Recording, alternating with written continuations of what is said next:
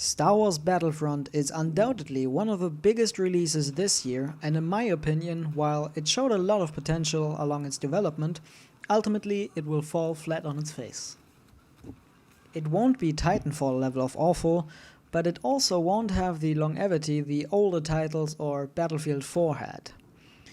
To get one thing out of the way real quick here, I'm not a guy that hates on Star Wars Battlefront because it's just a Battlefield 4 reskin, or because it's not enough like Battlefield. And to those whiners out there that indeed complain that Battlefront looks just like a Battlefield reskin, I dare you. Go back and play the original Battlefront. That was a Battlefield reskin. It played a whole lot more like Battlefield than the current Battlefront does. Is that a bad thing? Hell no! Why would it be? Never change a running system. The Battlefield formula was destined to be copied into other things, and combining the Star Wars franchise with the Battlefield formula was one of the big reasons that made the original game so popular and so successful. The thing that will kill Star Wars Battlefront is a lot newer than the two predecessors. It's called DLC. Of course, DLC in and of itself is a good thing, since it expands on the base game that we all love to play, right? But if the DLC is planned long before the base game has even been started on, and the DLC will contain 70% of the entire game, then that's where things go into the wrong direction. Let's whip out some facts. Battlefront will ship with 12 maps, 3 per planet, being Solost, Hoth, Endor, and Tatooine. There are 16 more maps planned to be released as DLC. The problem that I am having with this leads back to my experience with Battlefield 4. Maps as DLC behind a paywall means that you are locking out content for your players. You divide the player base, and as such, people that don't want to spend 120 euros or 130 for consoles will be left with less content. While that is understandable, it also affects people that in fact did spend that money, since most of the DLC maps they bought will only be played in the first 3 weeks when they are new, and after that they are forgotten, because players also want to play with their friends that might not have bought the DLC, thus going back to the originally released maps. Let's go over the modes. The game will ship with 9 modes, which is quite a lot, but just as seen in Battlefield, most of those modes will die really quick.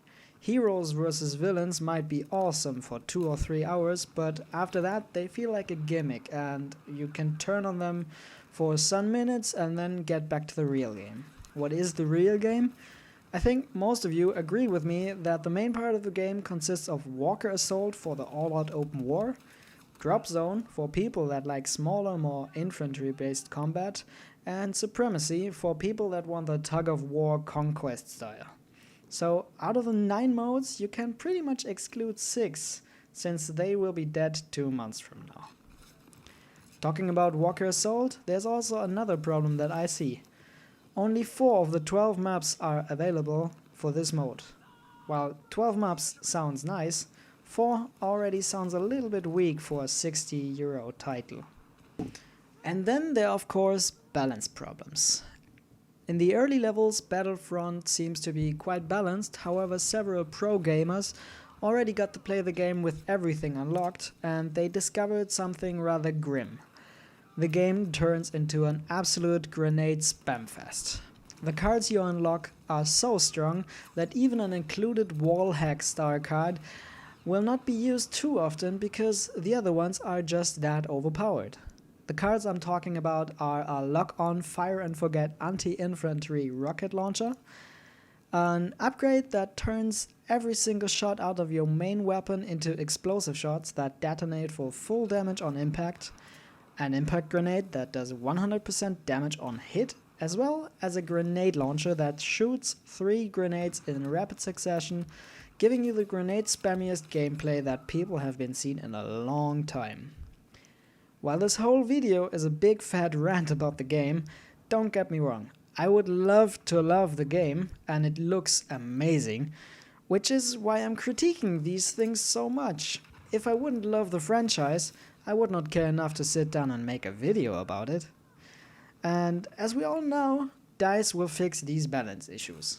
and since we all know DICE, this will take up to 3 months or longer.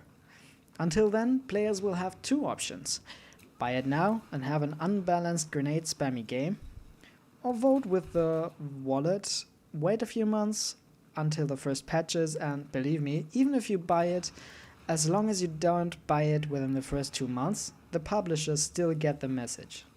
The problem with option 2 is, if you wait until the first patch, 2/3 of the game modes, so around half of the game you bought, will be dead and empty by then. Maybe I'm just a doomster, but with business practices like these getting way too common, we as gamers have to start educating our game companies. So please, don't join the dark side and vote with your wallets.